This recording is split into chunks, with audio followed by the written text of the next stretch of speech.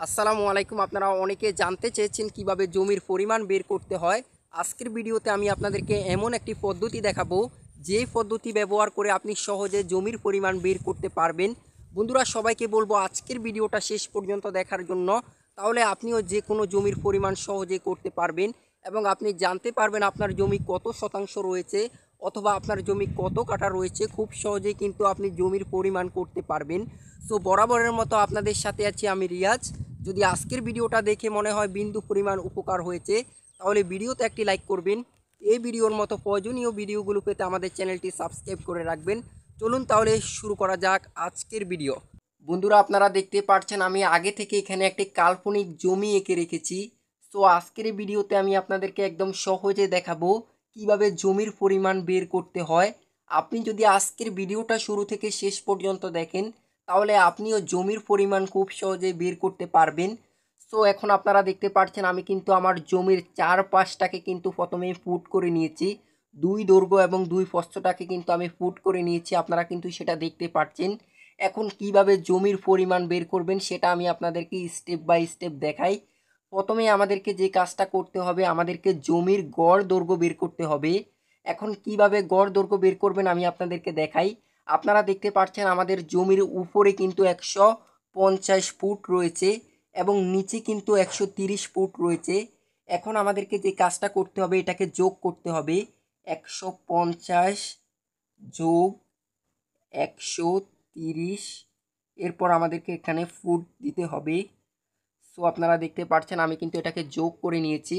এখন আমাদেরকে এখানে যোগফলটা দিতে হবে। সো আমরা যদি এটাকে একটু ক্যালকুলেট করি, আমরা কিন্তু এখানে দেখতে পারবো 280 ফুট। দেখতে পাচ্ছেন 280 ফুট।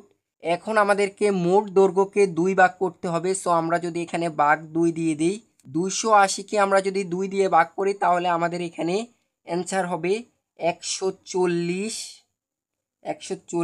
ফুট। বন্ধুরা, আপনারা দেখতে পাচ্ছেন আমরা কিন্তু আমাদের জমির গড় দৈর্ঘ্যটা কিন্তু বের করেছি। আমাদের জমির গড় দৈর্ঘ্য হলো 140 ফুট। এখন আমাদেরকে একইভাবে আমাদের জমির দুই প্রস্থের গড় বের করতে হবে। সো আপনারা দেখতে পাচ্ছেন এখানে বাম পাশে কিন্তু রয়েছে 40 ফুট। তো আমরা এখানে 40 দিয়ে দিচ্ছি, এরপর যোগ। এরপর ডান পাশে কিন্তু রয়েছে 60 ফুট। তো আমরা এখানে 60 দিয়ে দিচ্ছি, এরপর এখানে ফুট দিয়ে দিচ্ছি। এখন আমরা যদি এটাকে যোগ করি, তাহলে আমাদের যোগফল হবে 100।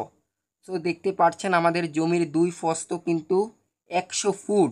এখন আমাদেরকে এটাকে 2 দিয়ে ভাগ করতে হবে, মানে গড়টা বের করতে হবে। তো আমরা যদি এখান থেকে 100কে 2 দিয়ে ভাগ করি, তাহলে আমাদের এখানে ভাগফল হবে 50। বন্ধুরা, আপনারা দেখতে পাচ্ছেন আমাদের জমির গড় প্রস্থ কিন্তু এখানে 50 এবং গড় দৈর্ঘ্য 140। এখন আমাদেরকে জমির ক্ষেত্রফল বের করতে হবে। কিভাবে ক্ষেত্রফল বের করবেন আমি আপনাদেরকে দেখাই। জমির গড় দৈর্ঘ্য এবং জমির গড় প্রস্থকে গুণ করলে কিন্তু ক্ষেত্রফলটা বের হবে। সো আমি আপনাদেরকে একটু দেখাই। আমাদের জমির গড় দৈর্ঘ্য হলো 140 ফুট। 140 গুণ, এরপর গড় প্রস্থ দিয়ে এটাকে গুণ করতে হবে। গড় প্রস্থ হলো 50। তো আমরা এখানে 50 ফুট দিয়ে দিচ্ছি, ফুট। এখন আমরা যদি এটাকে ক্যালকুলেট করি, তাহলে আমাদের এখানে অ্যান্সার হবে 7000। সো এখানে 7000 বর্গফুট হয়ে যাবে। সো আমরা এটাকে বর্গফুট দিয়ে দিচ্ছি, বর্গফুট। এখন কিন্তু এটা বর্গফুটে কনভার্ট হয়ে যাবে। বন্ধুরা, আপনারা দেখতে পাচ্ছেন আমাদের এখানে গড় ক্ষেত্রফল কিন্তু 7000 বর্গফুট হয়েছে। এখন আমরা জমির পরিমাণ শতাংশে বের করব। শতাংশে বের করার জন্য প্রথমে আমাদেরকে একটি সূত্র জানতে হবে। 1% সমান 435.6 বর্গফুট। কিভাবে শতাংশ বের করবেন আমি আপনাদেরকে দেখাই। 7000 ভাগ 435.6। 7000কে 435.6 দিয়ে ভাগ করলে আমাদের ভাগফল হবে 16.06। তার মানে আমাদের জমির পরিমাণ 16.06 শতাংশ। আমরা কিন্তু এখন এটাকে শতাংশে কিন্তু বের করেছি।